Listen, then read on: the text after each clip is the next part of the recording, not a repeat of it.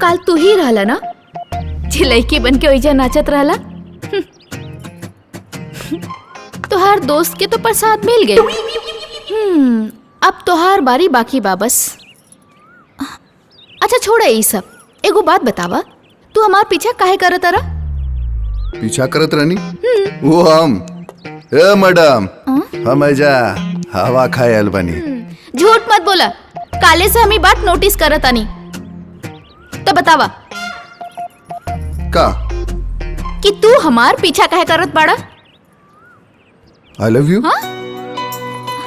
I love you. का? I love you Sakina, I love you so much. हम सचो में तोरा से बहुत प्यार करेनी।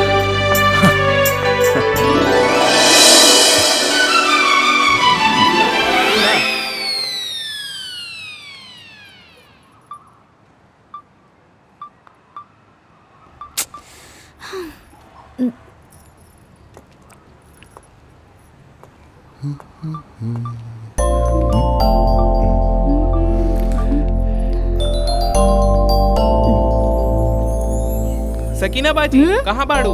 आवतनी।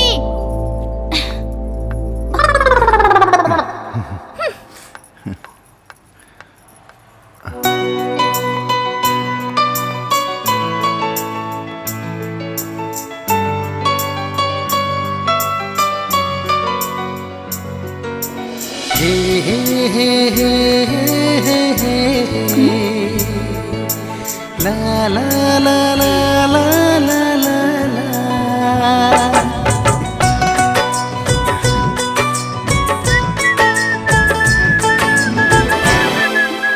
पागल। हमरा तो लगा था तोरा के ओकरा से प्यार हो गई। चुप रह, हम सच कहता नहीं, हमारे पीछे पड़ल बा। हाँ आज ना तो कल पता चलिए जाए। छोड़ा हमारा हाथ। छोड़ दी, छोड़े खातिर ही हाथ न पकड़ ले है। जिंदगी भर तोहार हाथ ऐसे ही थाम के रखा। हमारा आंख में देखा, का तोहरा के में प्यार नहीं नजर आवता? अभी तक हम तोहरा के उ नजर से नहीं देखले बानी। जब देखा तो खुद तोहरा के बता दे। जमाना 4G के स्पीड में दौड़ रहा बा और तू अबले 2G के स्पीड में पड़ल बाड़ू। हो गई तोहर बकबक, अब छोड़। ना छोड़ा। छोड़ो ना तो हम चिल्ला दे। चले वो। हाँ चिल्लावा। अब्बा। हाँ?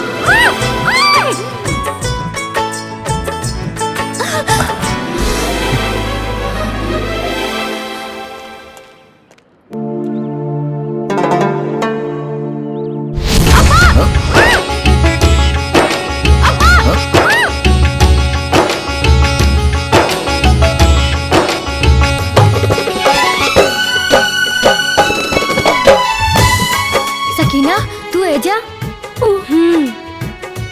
चला रूपा के पास।